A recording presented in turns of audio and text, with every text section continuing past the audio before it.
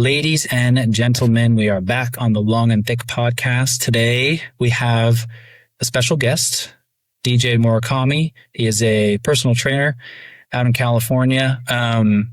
Somebody that you may know on Instagram as Strong Camps. And I sort of hate to give people the, you know them by their @ but that's the world that we live in. Sort of tragically. Yeah. As adults. Yeah. That's true. Yeah. You get to have any wacky name you want. So we're going to dive right into it. DJ and I only have spoken here and there, just through Instagram DM stuff. And, we had a convo just prior to having him on. But I am excited to have you here. I know Daniel's excited to have you here. We just talked about, a lot of what we've seen from what you've shared. And I think you have a unique mindset and approach to health and fitness. And personally, anytime I've, gone to your page, I feel like there's a level of depth every single time that I really don't experience very often from looking at other people's content. So I would love if you could share just like some of your background, like where are you from? Who are you? How'd you get into training? The floor is yours. Sure. Well, I am from Southern California. I started in fitness over 20 years ago now. So it's just kind of like I was training people at a park for like $5 a head. Damn. And I was doing that on the side, and then it grew. And then I started working at this is mostly with athletes. So I worked at a athletic training center for like high school collegiate athletes. So when I got a job there, I was like, maybe I could kind of do this for a living. So I dropped out of school and just went all in on being a trainer. And then I moved to like the commercial gym setting, which is really valuable, like in the trenches, busy gym. And then went out independently and just been doing that ever since. So worked with all different kinds of populations. But yeah. Hell yeah. So you worked with athletes, still do here and there. I know you said that more recently your plate is like Gen Pop folks. You'd say that's like a good chunk of the people you work with now. So like in person, live, mostly Gen Pop. Yeah. Online, all the weirdos, all the they have a way of hunting you out. Case in point. Hello. So are you an athlete yourself? Do you have any background in like athletics? I mean, a little bit. Formal athletics. I mean, I played sports as a kid. And just got more into the training side of the athletics. But, I do physical hobbies here and there. Yeah. I guess, we're all athletes in a sense. Yeah, no, definitely. I think, more so in the formal, team setup. So you've always been active, got involved in training other people pretty early on. Did you have some kind of mentor or somebody that really showed you some of the beauty and value in helping other people connect with training and that made you want to do that for other people? In the beginning, it wasn't really like out of helping other people. It was more like, oh, I enjoy this and I'm good at this, so I'm going to try to teach it and coach. It actually took a while before I was like really figuring out how to connect and, make it all about the other individual, not just me trying to, do my thing and be a good coach, but let the other person kind of dictate and learn how to listen. So yeah, but as far as mentors, I've had so many. Yeah, so many. Yeah. Literally everything I could think of. It's like I got this from this person. That's because this person took the time to, steer me here. So yeah, a lot of great mentors, even online, like whatever I'm into, I can derive it from somebody I was a fan of. There. I remember when I was first starting off, it was Zach Evanesh. Kind of like the garage grungy style training. I was into that, so that's what I was doing with my clients, and then got on to a new person, and then it changed what I was exposing my clients to. So yeah, nothing I have is original when I think about it. I mean, we're all there. Yeah, right. What is new under the sun, right? To quote scripture, which I seldom do anymore. Man, that's awesome. So, do you feel like in each of those phases, you start to really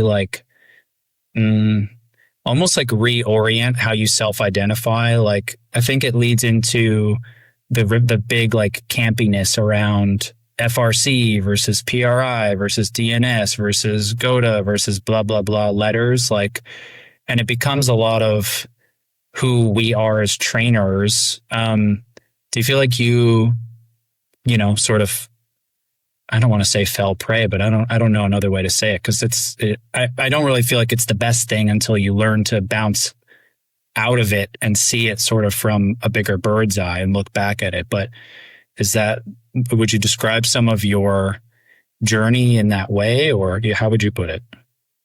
Yeah, I think it's inevitable. I think that's a human thing, right? Like you almost have to latch on to something external. Like it's just empty without that. Like you need blocks. And with this online, that's kind of what it's designed for. It's to pull you certain little, I don't want to say not just echo chambers, but different niches and different worlds. So yeah, whatever world I was into, that's the people who were part of it were what I thought was cool. That's who I wanted to be like. And then you start putting on that mask and you get validation and you're like, oh yeah, changes your identity, which I think is a good strategy to get into something, So yeah, I'm still kind of doing that till this day, but I think it's inevitable with especially the social media. Yeah. Yeah. I guess I think I feel like there's maybe this is my own processing of it, but you've been in this industry, you said, for 20 years plus. Yeah. And if you feel like you are still in that same kind of loop, which isn't necessarily a bad thing,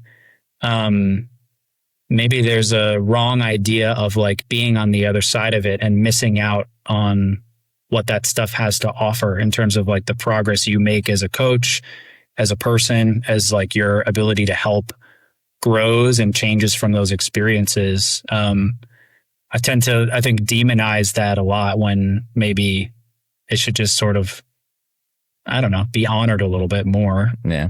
Wisdom to be gained from anywhere.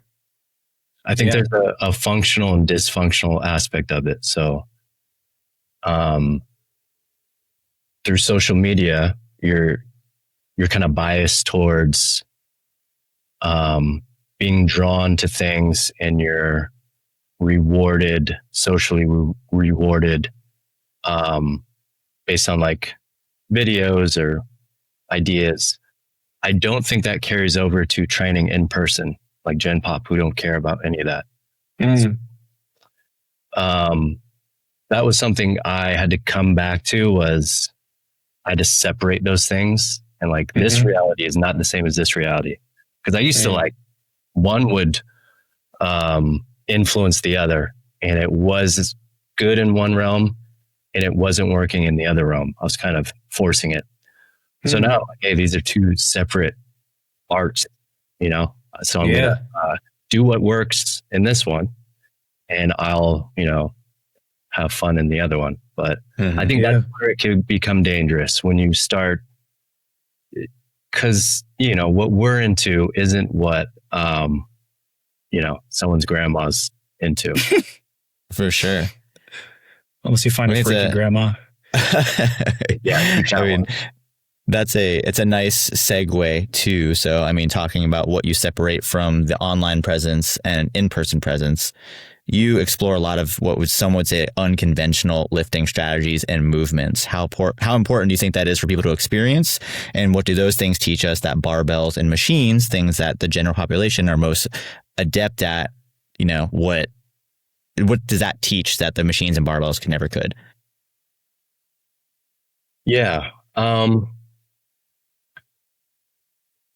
It's people, I think even most Gen Pop, I don't even know if they're adept at barbells and machines, but I think it's relative, because exercise is pretty new. This equipment is pretty new, past 100 or so years. So if we were on a different timeline, the mainstream thing might be maces and clubs or sandbags. And then we'd be talking about, but these unconventional barbells, like, they have a lot to offer. What are we missing? So I think everything has value. They're all just different kind of constraints that give you new information. I think the barbell's great. I think people experience, picking up kids and groceries. Like, they do that all the time. They're familiar. I think finding something you enjoy is big, whatever that might be. And from my point of view, if I'm working with someone, I'm not going to jump to an unconventional old time strongman lift for someone to achieve something. I'm going to take something really basic, like a lunge, and I'm going to bias it a little more towards what I want. Start creeping into something that looks different. But yeah, I kind of just think of it as starting from where they're at and then pushing the capacity in different places. And it might end up somewhere weird, I guess, compared to convention. Yeah. But yeah, that's kind of how I think about it. Nice. No, that's solid.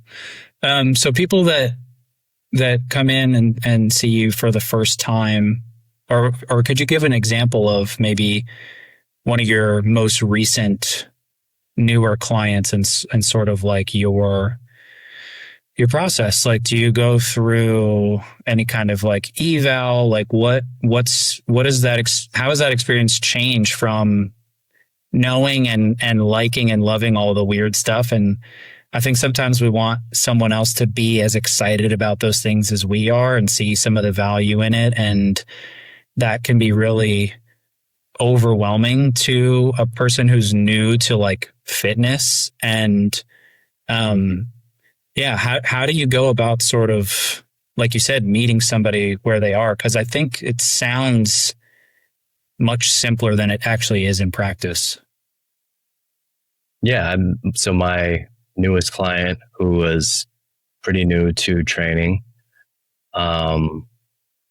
just the basics, really, starting with basic movement patterns, squat, hinge, press, pull, and then meeting them where they're at and pushing that. And I get excited about someone like just squatting, hinging. I get really excited about someone doing a pure hip hinge. That gets me more pumped up than a bench press.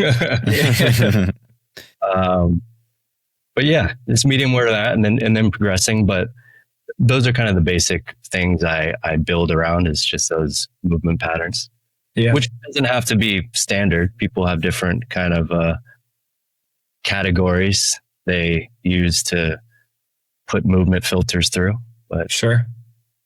Yeah, whether it be like a FMS or whatever. Yeah, whatever. Yeah. FRA, any kind of those things. Posterior sling.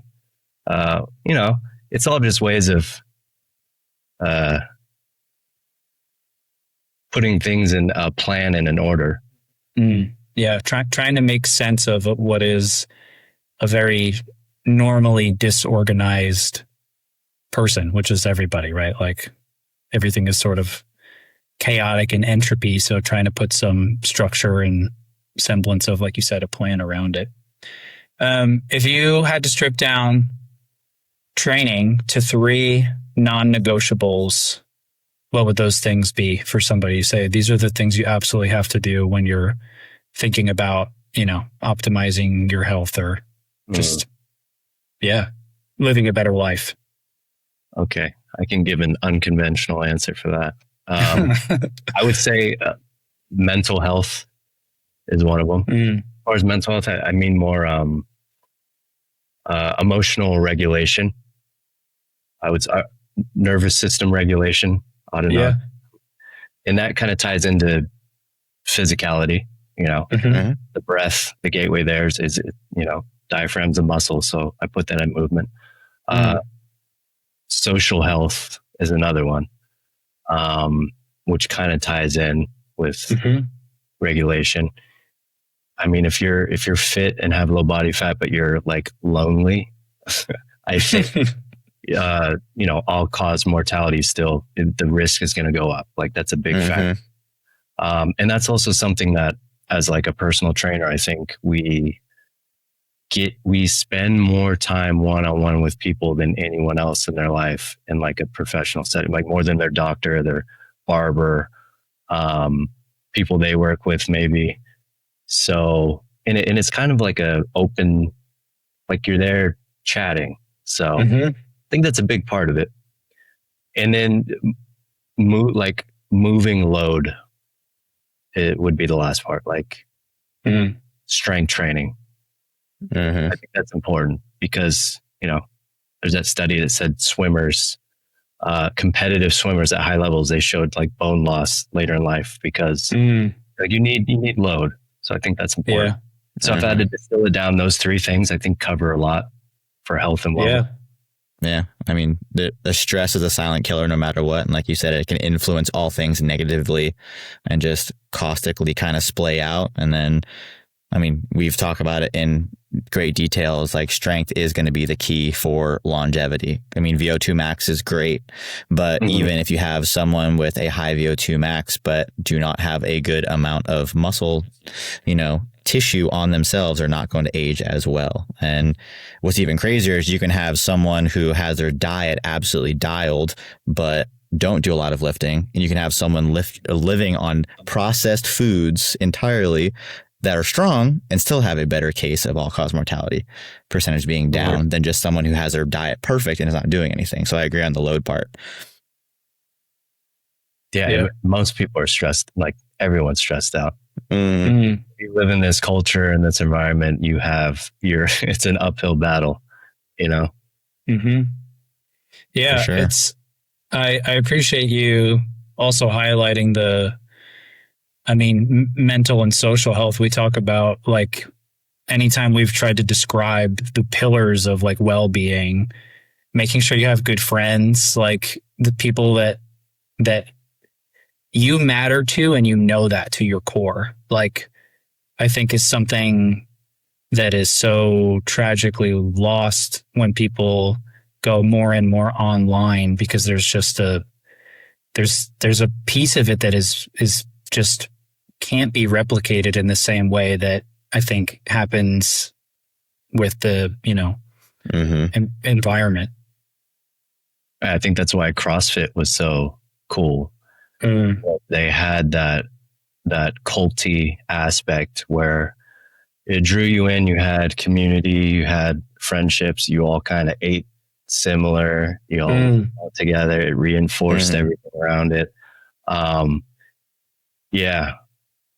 Online is harder. I don't know, maybe, you can get into, I don't know, like a functional patterns practitioner. I wonder if they get the same in-person friendship, little communities where they're at. Because that might be beneficial. That might be healthy, that you get like-minded people. We need more like cults. If you're not in a religion. Yeah, You need to find it somewhere. Yeah. that's true. That's true. I think you talking about cults makes me think of the I don't know if it was the most recent or within the last few posts. For anybody listening, DJ has a Substack, and I would go so far as to say you're a phenomenal writer, or at least I really enjoy the way that you express thought through word. And given that I haven't been able to, I guess, see much of that in the way of Instagram, it's like such a different side to how someone thinks when it's like written, especially not in like a caption format or in like captions for a video. Like it really, I think, peels back some layers. But you wrote about like the mimetic behavior and talking about cults and the need for it, but without the need for everybody else to go and like attack. You know, how do you manage that balance? Like having been in a handful of cults, we'll call them, right? Like where is your wisdom taking you now and being able to appreciate them for what they are without being like, these fucking assholes are talking about, you know, this thing, and if only they knew that the big toe and, you know, whatever. Yeah. I think that looking at objectively, like that is a need. Like it has to happen. It's inevitable when you have large groups coming together, a large group at all. It's going to splinter off. There's going to be competition. Like the one thing no one is ever going to admit online is that you're jealous. Like it's competitive. You're competitive with your peers, and there's jealousy. And the best way is to throw stones and attack, especially bigger figures, and create coalition. Like we're still apes. Create coalitions, take them down. When those get too big, you got to splinter off again. We see that, and I think, I don't know, just it's fun to watch. You could exploit it, you know, if you want to be seen by more people, if you want to win the status game, which unconsciously I think we're all doing. We put like morality over it, but I think we're all driving for status proxies, which is nice and quantified on social media as views and likes, right? More views. So if people don't like it, that's even better because it gets more views. So if you want to do that, you throw stones at bigger targets so you can draw from them with controversy. And yeah, you attack, you become aggressive. I mean, this is politics now. If you're aggressive, attack, you talk shit, and you got thick skin, you're going to do well. That's social media, which, you know, it sucks because I identify as someone who's a little more like, I'm not as extroverted. I don't like getting into hurling boulders at people. But yeah, those personality types are of course going to arise on the top of social media. I just think it's interesting to look at, like, this is how humans are. This is what's going to happen when you make a big digital social environment. And we're seeing it. So, yeah. Do you think it's a changer or a behavior that can change, or do you think it's a semi-inevitable, you know, cyclical experience that the expression of it changes from context based on, like you said, timeline? Like what would the version of it be, or what was the version of it in the 1400s, or, you know, not around fitness, but around anything else, like religion. I think whenever there's so if you want to look at that, mimetic theory comes from René Girard, who's a French philosopher, but that's where he kind of said humans are violent, murderous species. And the original, what originated in every single civilization or every single tribe culture was human sacrifice, which became symbolized into religion.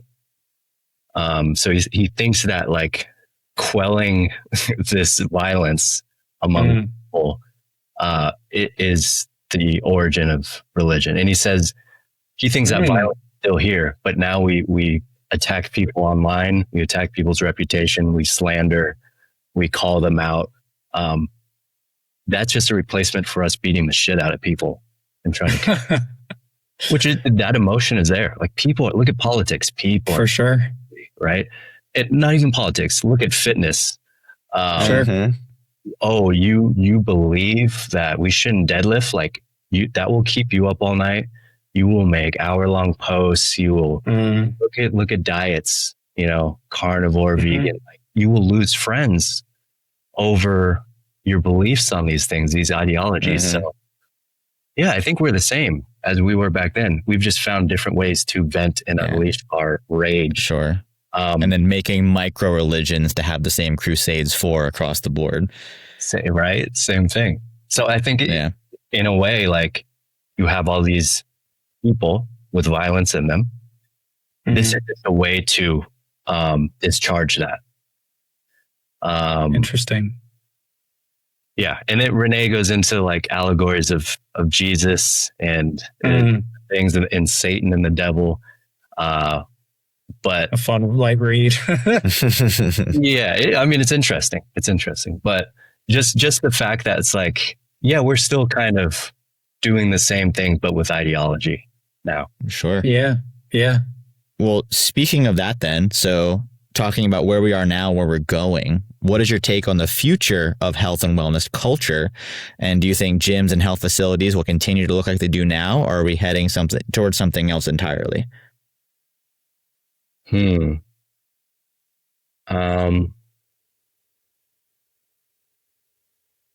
think online maybe it'll become more fractured and polarized, but as in person, so like in fitness studios, maybe it's going to become more homogenized. And maybe I'm just thinking like post-pandemic, how all these mom and pop boutique independent gyms went out of business. You see more Globo commercial gyms, which kind of took, like CrossFit's doing well. So now they have their functional part of the gym where there's and sleds and tires and all these things, kettlebells. So, you know, maybe they're just going to acquire these little trends and it's going to be the Walmart of gyms everywhere. City of the future. I wouldn't be surprised if soon they have like cold plunges and saunas in every gym just to take that one. I mean, I feel like that is sort of where we are now. Like if in Nashville, at least the last, like 3 bigger gyms that are like fancy and expensive for sure have that. And that's like a separating factor that, Yeah, we get calls at my gym often if we say quite literally about cold plunge and sauna or anything contrast pretty regularly. It's fascinating. Good investment if you're gym, you know. Yeah, it's an interesting time. DJ, how do you go about like structuring your own training for yourself? Like, can you sort of walk through how do you lay it out and almost why? Because from you talking about the hierarchy of values of health, I would imagine that's changed over the last 20 something years, but also, you know, been refined. So my own training is pretty simple. Same way I train my clients, just the basic movement patterns. You know, some bodybuilding, some pumps. And then that bodybuilding might be, you know, like neck and, you know, different just muscle groups that I want to strengthen. But honestly, it's on paper to me, it seems pretty basic. I do squat patterns, hinge patterns, vertical, horizontal pressing and pulling. And yeah, some pumps. That's it in the gym. Outside, physical activities I do. Outside of that. Was it ever super convoluted and busy and crazy, or have you always sort of operated that way? Yeah. So when I was younger, I would spend all day in the gym working out. So, yeah, it's a lot different now. Now it's super minimal. Like I'm trying to make it as time efficient as possible, which feels like it produces better workouts than when you're bored all day in the gym and you could, take 15-minute breaks in between. But yeah. Do you have a bread and butter exercise that just behaves really, really well for you and you can scale more than anything else?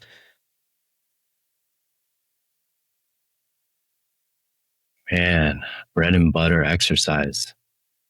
I've gone through so many phases. It's different. I'm trying to see one that's stuck around. Or a current one. Current one. Safety bar, hat-filled squats and lunges. Okay. Nice. Those I love. If I only have time for one thing in the day, I'll just get those. Hell yeah. That's solid. That's dope. DJ, can you shed some light on some of your, I guess, background in exploring different, drugs, mind-altering substances, and some of how that's impacted your training or views on training and things like that? Yeah. I think drugs are super helpful, super effective. I mean, look at anabolic steroids in fitness. I mean, that's kind of what matters if you want to be a big time fitness influencer. Even Olympic, right? I saw a graph of obesity rising over the past 50 years, whatever. And then there's one little dip for the first time it went down, and it just coincide with the GLP-1s being widely prescribed. So yeah, caffeine, workouts. So I think drugs are a big part of the body, and movement. But psychedelics is interesting because I think for skill acquisition, something like psilocybin, something for opening up to new patterns and changing motor patterns, huge tool to use. Up there with caffeine probably as far as effectiveness. So, yeah, I mean, I'm not recommending it to people, but I was going to ask, if you build enough rapport with somebody, is that something that you would suggest? And I mean, you don't have to answer this. I have clients, patients that I've worked with where I think we've spent enough time together and they trust me enough, and I have expressed enough genuine interest in them as a person and their situation. And sometimes if they're coming in for a chronic hip, shoulder, whatever, and in the middle of our hour and a half session, all they've talked about is this, that, and the other thing. They go to therapy, and it's not really working. I have no shame in saying, have you ever explored, ketamine therapy or psilocybin therapy or any of those types of things? And more often than not, in fact, I would say probably 95% of the time, the answer is no. Is that something you ever recommend, or does it not feel appropriate? How do you balance that? Knowing your own experiences with it too, and benefits. Yeah, I end up talking about it with people just because you're talking with people, they're going to get to know you.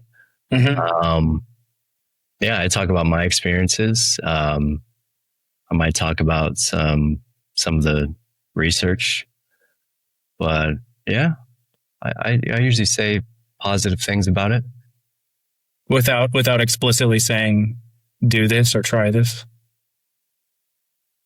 Yeah, I'll you know, I'll tell them to try it if they want. What's the worst that could happen? Yeah. You have a crazy story for next week's session. True. Yeah. Hell yeah. I mean, it's pretty common nowadays though. You know, it's in the zeitgeist. So it comes up. I mean, yeah, I'm about it, you know? So in terms of better. Sorry, True. Go ahead. No. I say, so in terms of keeping positive mental states and productivity and just overall wholesome vibes going. So outside of like lifting stones and torque sticks, so you have a lot of physical hobbies. What keeps you grounded outside of the gym? Like what rituals or hobbies matter the most when you're not training others or training yourself?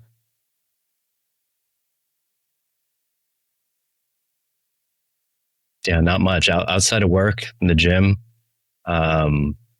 It's pretty much just parenting. And yeah, that's most of my time and energy investment. Yeah. Yeah. That's its own full-time job, no? And then some. Yeah. That's its own project, physical project. Yeah. Much different than, before had a morning routine,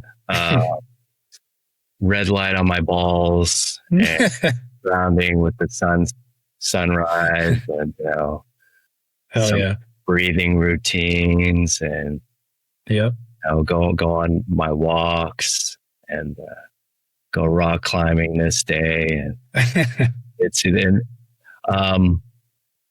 now it's just wake up and pack lunch and get ready for school and off to work. Oddly enough, once again, I swear, for me personally, with more time constraints, I seem to have a better output.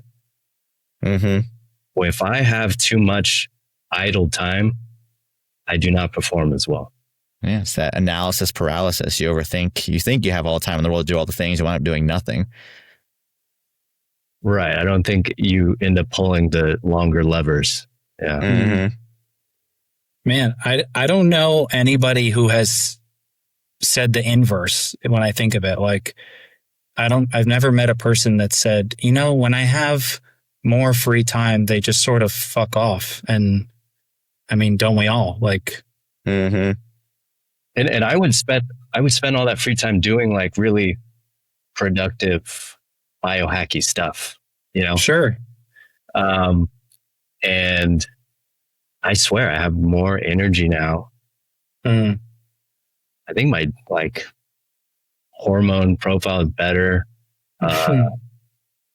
Yeah, it is counterintuitive to all the one factor I could say is the stress part.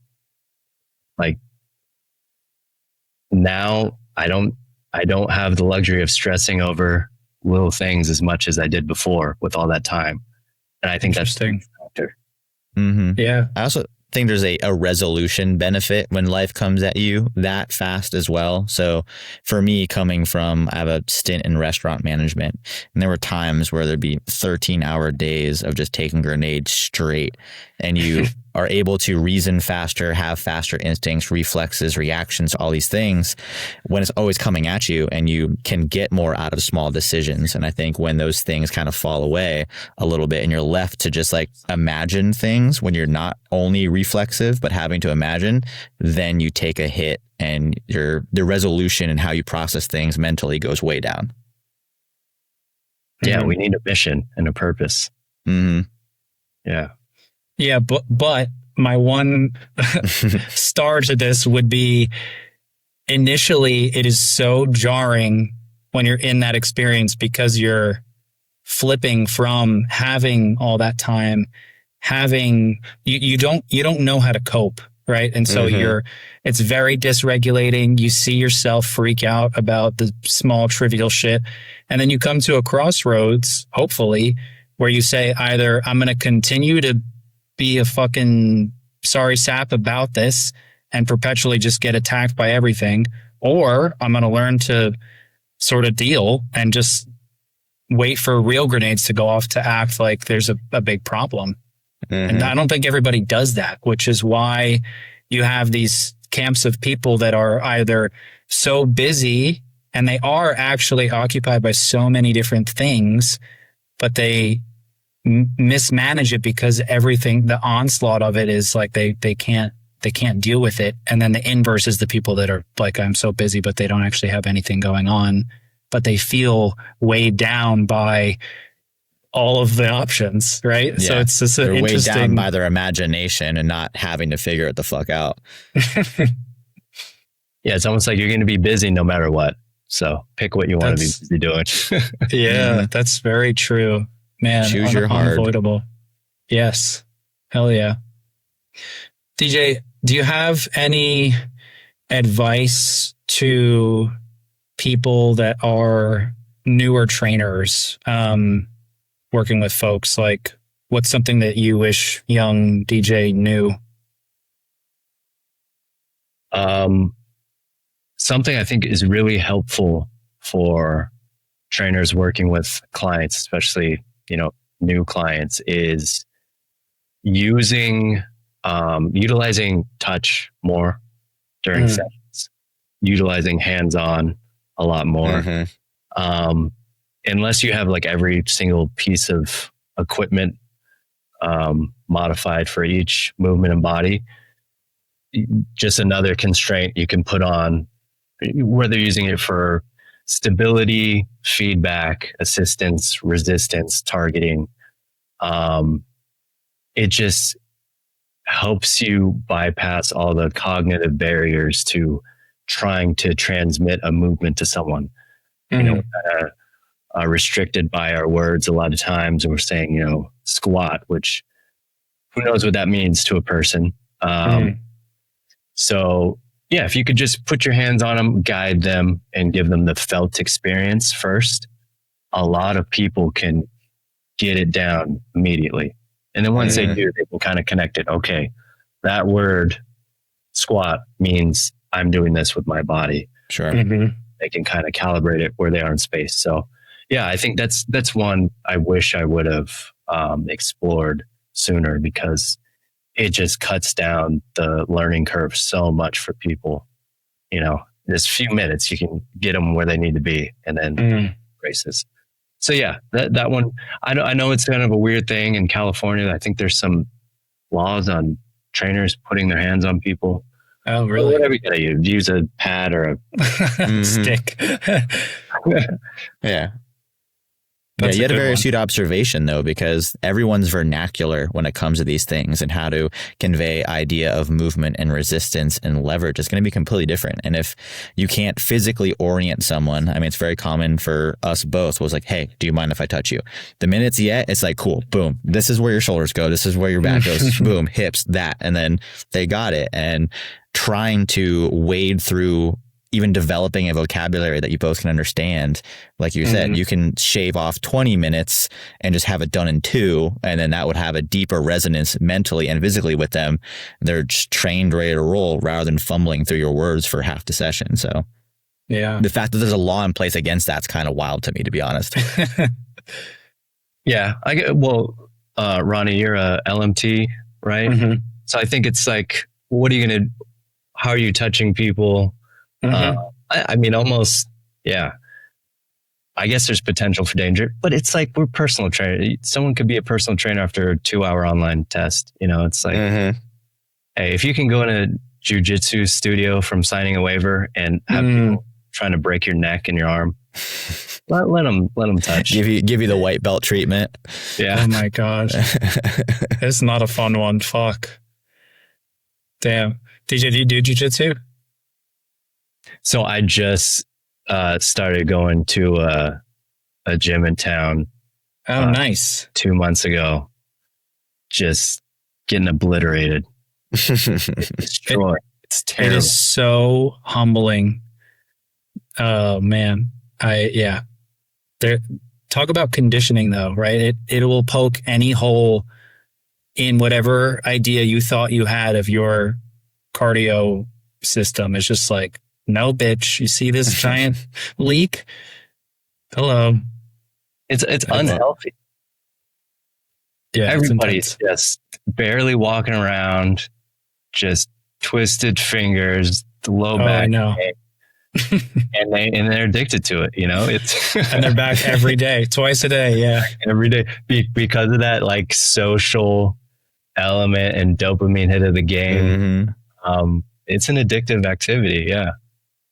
What got you to that? You go ahead. I was going to say, what got you to sign up? My son, he's been doing it, and he's like, I want you to do it. I want you to do it with me. I'm like, all right. No, getting folded by some purple belt teenager, like, thanks. Yeah. They put me with a huge, like, I don't weigh that much, but people look at me and they're like, oh, you must be 220 pounds. So they put me with these guys that are like 60 pounds heavier than me.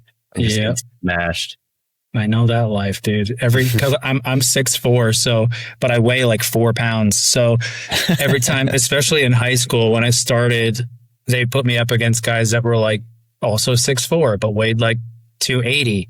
And fuck, man, talk about like, there's nothing that can replicate things in training that I've experienced thus far than like physically being smothered or having someone cover your face and still trying to find the need to gain composure in the middle of that. Like, there's nothing that can simulate that besides experiencing it. So there's a beauty to it. I get the draw, but ay caramba, it's a world of hurt. Yeah, it's sick. One of these days I'll get around to it. I do want to see you roll desperately, but Daniel has he's half cyborg. He has got a permanent NUS bar. So it might be an interesting experience for rolling around. The minute someone's legs squeeze around like the upper part of my torso, it's like, yeah, we'll see. Yeah. It's an interesting time. Daniel, do you want to hit DJ with, our signature questions? I don't want to steal too much of your day. Yeah. Well, first off, thanks for cutting the time out for this. This has been awesome. But we do have a signature question. So DJ, you have one idyllic day, no responsibilities. You can be anywhere on the globe. Where are you going to be and how are you taking your coffee? Okay. I'll say Joshua Tree. I'll go with Joshua Tree. Well, tweaked out of his gourd. What's the other contender there spiraling in the back of your mind? Okay. I love. Yeah. I mean, that might be where I could live if I could live anywhere, but like for a day, Joshua Tree. Coffee.